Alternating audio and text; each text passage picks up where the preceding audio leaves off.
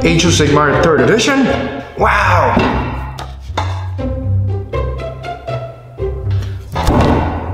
Pity, pity, pity. What's that? How to play Age of Sigmar in less than 15 minutes? Ooh. Well, hey guys, this is William with Magnus Miniatures, and this is how you play Warhammer Age of Sigmar.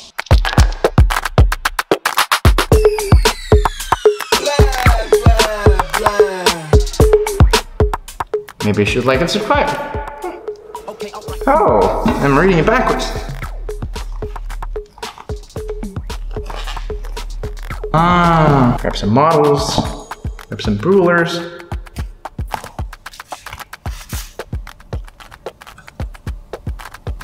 Let's do it. Warhammer Age of Sigmar is an epic realistic miniature board game battle typically played as a two-person game. You choose whatever side, war, or battle you wanted to play. And just when you thought the chaos has taken the mortal realm, Sigmar and his mighty Stormcast Eternal has returned to reverse the tide and fight the force of evil once and for all. Before we begin, let's do a quick introduction of each of the mighty factions. First off, we have Grand Alliance of Order, where the humanity unites to fight the forces of evil.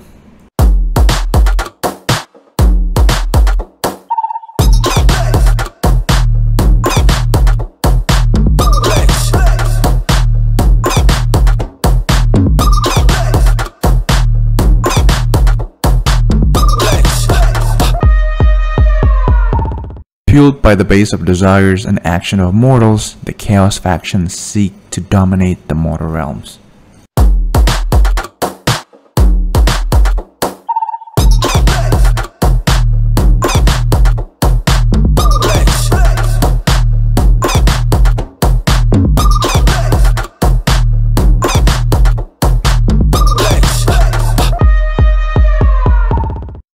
Under the ruler of Mighty Nagash, the force of death hates everyone, because obviously they're dead. If you get the joke there?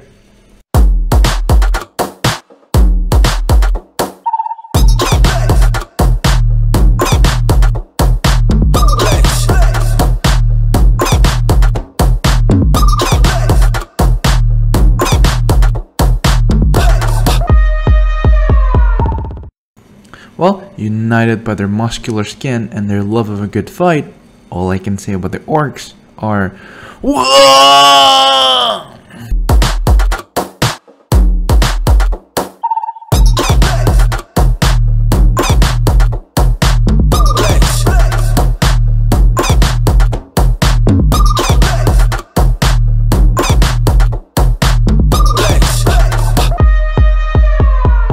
So before we begin this video, make sure you pause this section and download the Warhammer AOS app, because they give you all the free contents of the character status and movement sheets of all the characters around.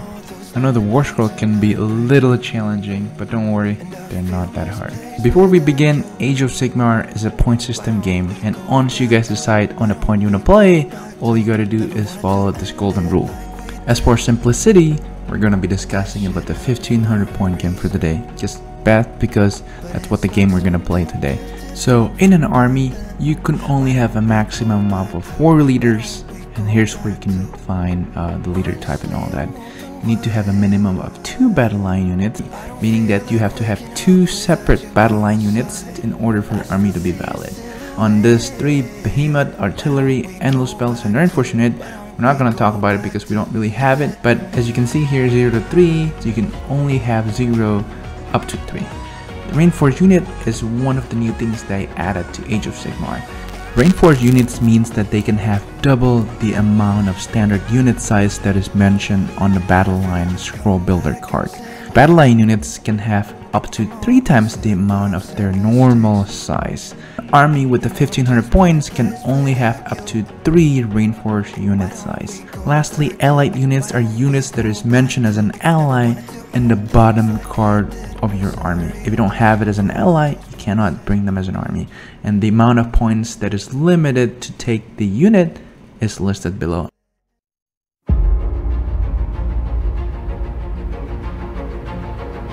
Alright, so you set up your first table, and then you have your whole entire mat.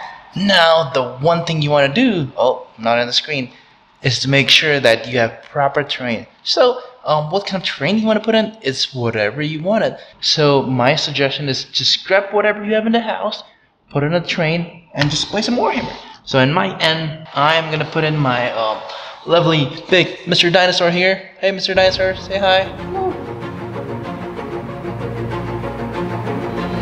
Okay, so in Age of Sigmar, the person who roll-offs the highest before the army is set up decide who actually drops the army first. Players then alternate their deployment one by one after all the armies have been dropped. Now the person who finished the drop will be able to choose who actually goes first in the game. Now our battle today is going to be against Stormcast journalists and the Kruleboyz. Army list is going to be listed in the bottom, but most of the army are taken from the Dominion boxes. Next up, we have the Kruleboyz from the Destruction Grand Alliance Order. They left to fight, and we're excited to see how they do, especially against the Shawnee Boys. In the Age of Sigmar battle, there are 6 different phases that you gotta understand, which is the hero phase, movement phase, shooting phase, charge phase, combat phase, and then finally the Battleshock phase. The battle will be then fought in 5 rounds, with the person who wins the most points wins the battle. However, for the simplicity of this game, we will not be doing any points, as we are just going to be fighting one another and figure out how the game actually works. Alright, since the Stormcast finished first, they decided to give the Kruleboyz the first round. So in Age of Sigmar, the person who goes first gets 1 command point, while the person who goes second gets 2 command points instead. In your hero phase, you can either activate your magic, your heroic action from your leader, or command ability from your general. You can activate many command abilities as you want, as long as you have the command point. On this case, I'm activating heroic leadership on one of my hero. Damn it! But it looks like I failed because I need a 4+ to gain 1 command point. Okay, since we don't have anything left in the hero phase, we're going straight up to the movement phase. In the movement phase, players on their turn can move all their characters or unit up to the amount of inches that is listed in their war scroll card. And as you can see here, the Hopgrass Splitters can move up to 5 inches. Okay, if you're trying to go faster, you can also run the unit. You can run the unit by rolling 1 extra d6 dice and add the amount of dice to the number of movement you actually have. Keep in mind that if you're running, you cannot charge in the falling phase or actually shoot. Then on this case, my general is just trying to back up my unit in the back, so it's okay for him just to move faster because he's not going to fight or shoot anyway. And as you can see here, I roll a 4 in my dice, so it's actually pretty good. But if I want it, I can spend 1 command ability to change the dice to a 6 by spending 1 command ability. Keep in mind that when you're moving your model, you're measuring everything from the base. Nothing is measured from the models itself. Alright, moving on, after the movement phase is the shooting phase. In the shooting phase, players with the unit that have range attack could decide to choose an attack with their models and try to shoot with them. Model ranges are mentioned in the war scroll card, and you can also pick targets per each of the model that you decided to shoot. In this case, the man-skewered Bolt-Boys is able to shoot anyone in the range because they have a 24-inch range. And on this end, I'm choosing to shoot the Vindicators with my man-skewered Bolt-Boys. So since my model did not move on this turn, Bolt-Boys can use the aim shot rule when making the amount of attack. Now the amount of attack is equal to the amount of dice you actually roll. So in this case, each attack equals to 1, so I get to roll 3 dice to shoot at the profile. Now in Age of Sigmar, shooting works just like this. When you're trying to hit, imagine hitting an arrow and you're trying to hit the person. To wounding means that when the arrow hits, wood actually penetrates the armor. And saving means bolt actually pierces the armor, will it actually break. So here's the way I did it. I rolled 3 dice. On a 2+ means that anything 2 or higher means that my attack hits. Wounding on a 3+ means on a 3 or higher, my arrow actually penetrates the armor. Now Ren on the weapon profile means that your weapon are actually really strong.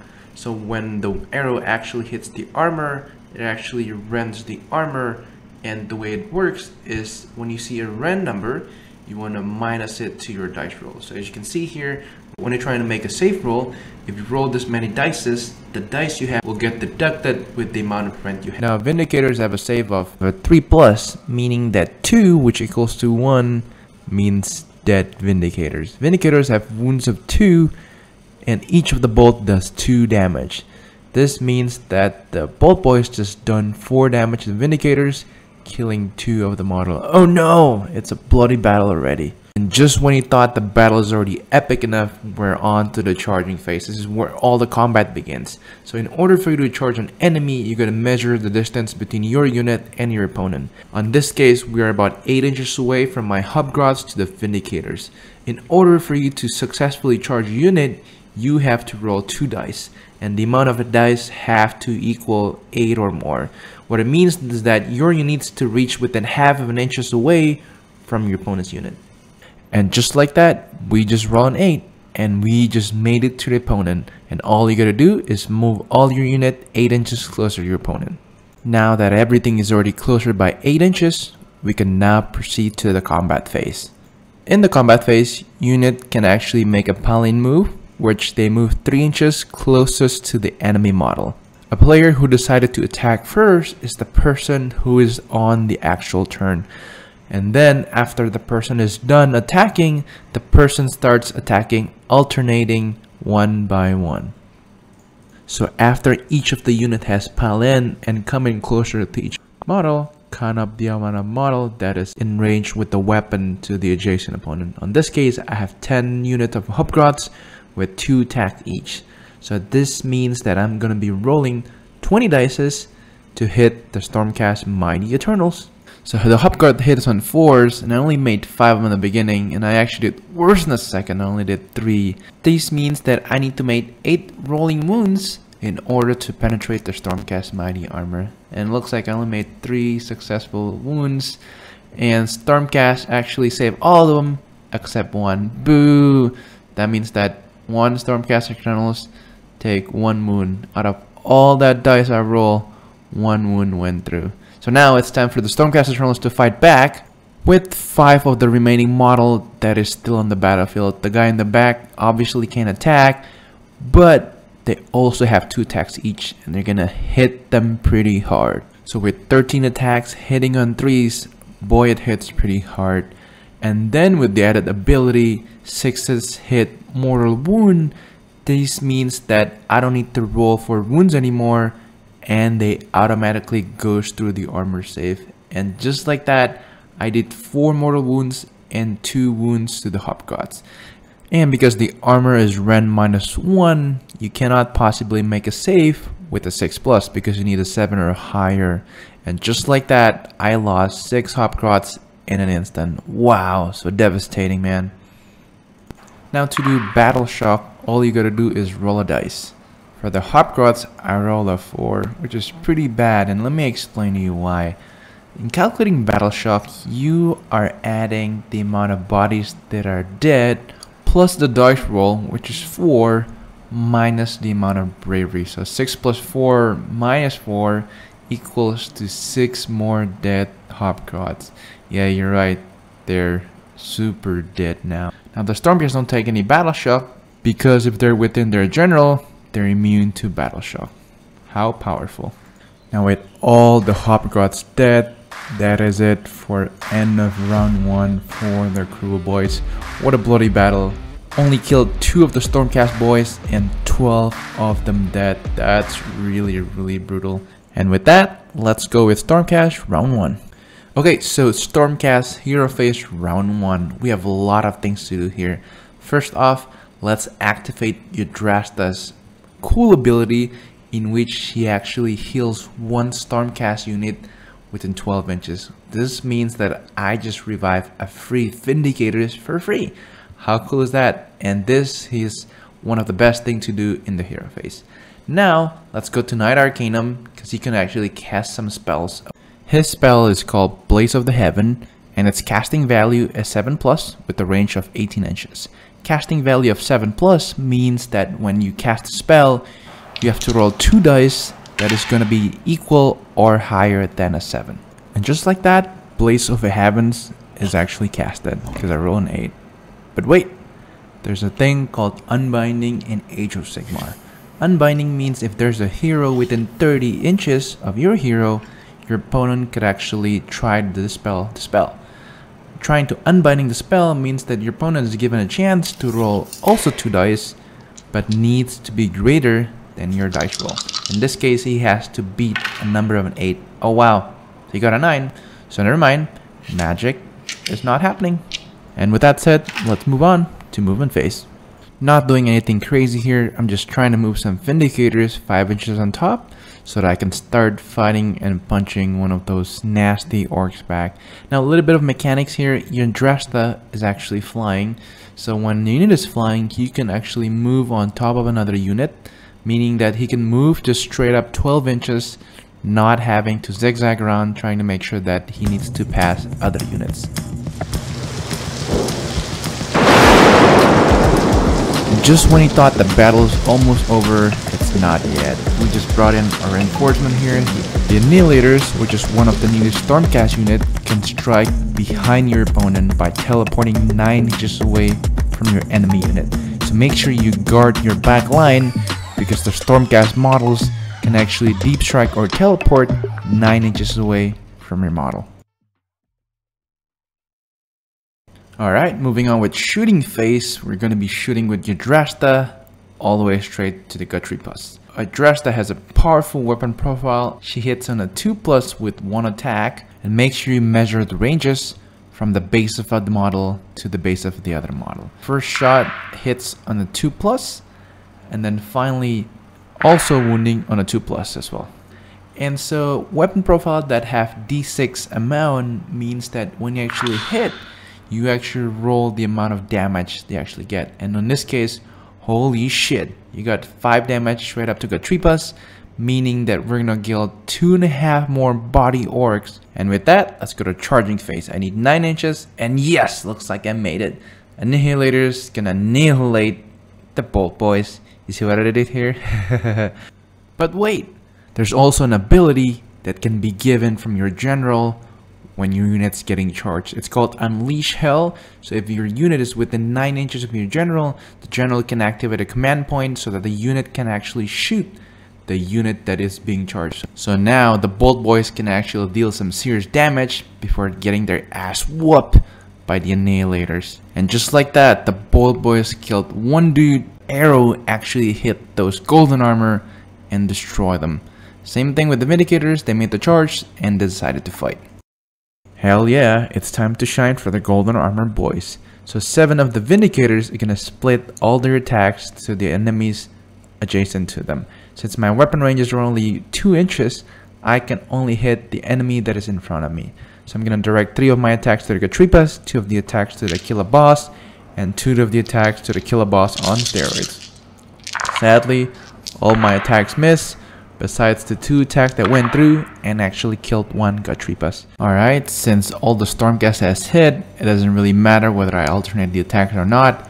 I'm just gonna attack with all my Kruleboyz.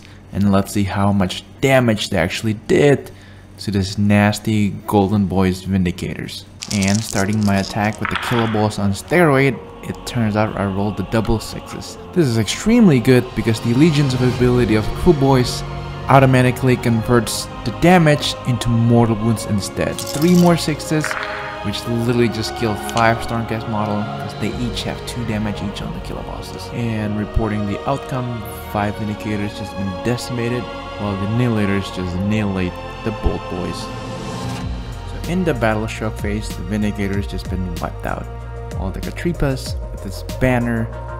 And so with that said, this is the final outcome of the battle beginning round 1. It's bloody hell, right? A lot of Vindicators are dead, Hoverbrits are dead, Kruleboyz are dead, and many other, even the Boltboyz are being flanked by Vindicators. And with that said, hope you guys enjoy my tutorial series because I put a lot of effort in doing so.